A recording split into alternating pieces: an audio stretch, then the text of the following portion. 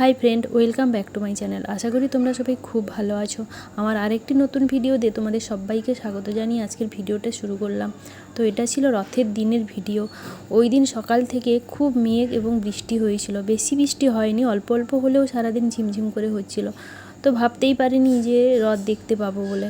তো যাই হোক, খেয়ে দিয়ে যখন ঘুমিয়ে পড়েছিলাম, তো 4টা সাড়ে 4টার দিকে হঠাৎ করে বাজনার আওয়াজ পেলাম। তো ব্যালকনি দিয়ে যখন দেখলাম যে ওইখানে রথ দাঁড়িয়ে আছে আমাদের ঠিক রুমের সামনের রাস্তাতেই, তো ওখান থেকে ভালোভাবে দেখা যাচ্ছিল না বলে ছাদে ছুটে চলে গেলাম। ওখান থেকেই পুরো ঠাকুরদেরকে মন্দিরে তোলা থেকে শুরু করে রথ টানা পর্যন্ত পুরোটাই দেখেছিলাম।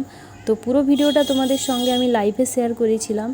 তো এইটা একটু আমি করে রেখেছিলাম প্রথমে, যে ওই ছোট ছোট গোপাল যাদের বাড়িতে আছে ওইগুলো নিয়েও সব দাঁড়িয়ে আছে দেখো ওই রথে তোলার জন্য।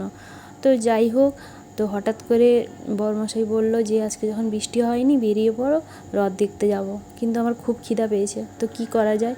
তো বরমশাইকে দেখো আগের দিন একটু পুর বানিয়ে রেখেছিলাম বলে তাড়াতাড়ি করে একটু সাতপুরি বানিয়ে দিলাম। তো আমার শরীরটা ভালো ছিল না, তাই সোনা মাকে আর সোনামার পাপাকেই দেখো সাতপুরি বানিয়ে দিয়েছিলাম। তো সাতপুরি রেসিপিটা তো তোমাদের আগের ভিডিওতে দিয়েই দিয়েছি, তো এখন ওর সঙ্গে একটু অ্যাড করে দিলাম। তো যাই হোক, তোমরা এই সাতপুরিটাকে আর কি বলো? আমি যখন দিল্লিতে থাকতাম তখন এই রকম বানালে ওরা বলতো এটাকে গুজিয়া বলে। তো যাই হোক, তোমরা গুজিয়া সাতপুরি ছাড়া আর কি কে কী বলো, আর এটাকে আর কিভাবে তোমরা বানাও তার রেসিপিটা জানলে তো আমাকে কোনো দিন শেয়ার করো, আমি দেখে আলাদাভাবে কোনো দিন এগুলো বানিয়ে খেতে পারবো। তো যাই হোক, ওইগুলো বানানো হয়ে যেতে ওদেরকে খেতে দিয়ে দিয়েছিলাম। ওরা খেয়ে নিতেই আমরা বেরোতে বেরোতে প্রায় 7টা সাড়ে 7টার মতো বেজে গেছিলো। তো সোনামার পাপা ওর বন্ধু একজনকে জিজ্ঞেস করে রেখেছিল যে এখানে কোথায় ভালো রথ হয়, তো আমরা যাব। তাছাড়া আমরা তো এখানে প্রথম কিছুই জানি না। তো ও বলেছিল নাগেরবাজার সাতগাছি ওইখানে নাকি ভালো রথ হয়, তো ওখানেই চলে যেতে। তো আমরা বেরিয়ে পড়েছি। দেখো রাস্তায় বেরিয়েই কত ছোট ছোট রথ দেখতে পাচ্ছি। আর সোনা মেয়ে তো খুব কান্নাকাটি করছিল ওদের রথ দেখে, কারণ অনেক দিন আগে থেকে ওর পাপাকে বলেছিলাম যে সোনামার জন্য একটা রথ কিনে আনতে, তো ওর জন্য কিনে আনেনি। তো ওই রথ দেখেও খুব বায়না করছিল, তো ওকে বলছিলাম চল ওইখানে মেলায় কিনে দেবো। তো দেখো আমরা মেলায় যাওয়ার আগে টোটোতে উঠবো, এত লাইন দিয়ে আমাদেরকে টোটোয় উঠতে হয়েছিল। আসলে মেলার বাজার তো এই জন্যই এতটা ভিড় হয়েছিল। তো অনেক লাইন দেওয়ার পর টোটোয় উঠে মোটামুটি আমরা গন্তব্যস্থলে পৌঁছে গেছিলাম। যাওয়ার পথটাও দেখো খুব সহজ ছিল না, এত টোটোর ভিড় আর মোটর সাইকেল, আর কি বলবো, ওর মাঝে মাঝে আবার রথও নিয়ে অনেকে আবার টানাটানি করছে। তো যাই হোক, আমরা মেলায় চলে এসেছি। প্রথমেই দেখো ওই জগন্নাথ বলরামের কাঠের মূর্তিগুলো দেখে মেয়েকে একটা কিনে দিয়েছিলাম।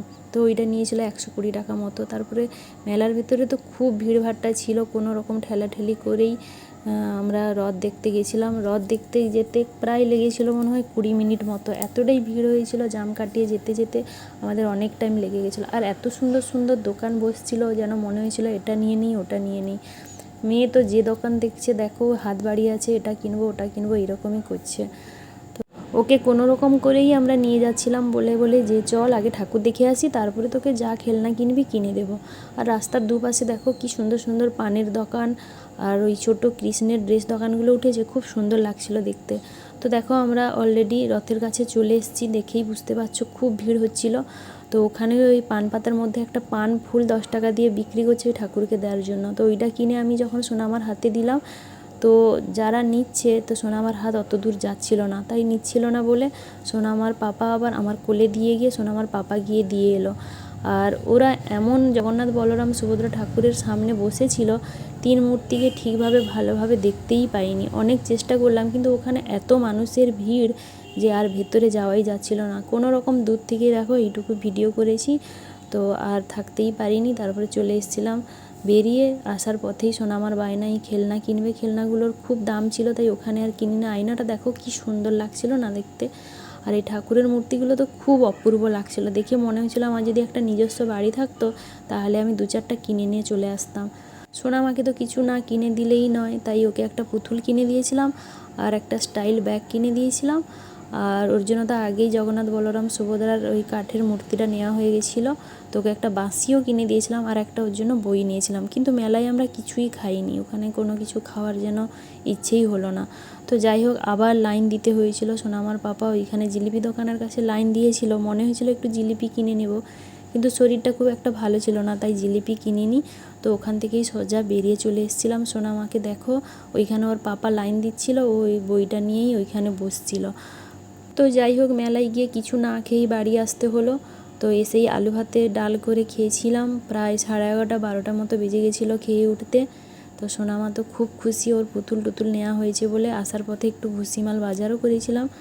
তো বন্ধুরা, এই জিনিসগুলোই মেয়ে নিয়েছে, তোমাদেরকে দেখিয়ে দিলাম। তো আমার এই ভিডিওটি তোমাদের কেমন লাগলো, যদি ভালো লাগে তাহলে লাইক কমেন্ট শেয়ার করে আমার পাশে থেকো।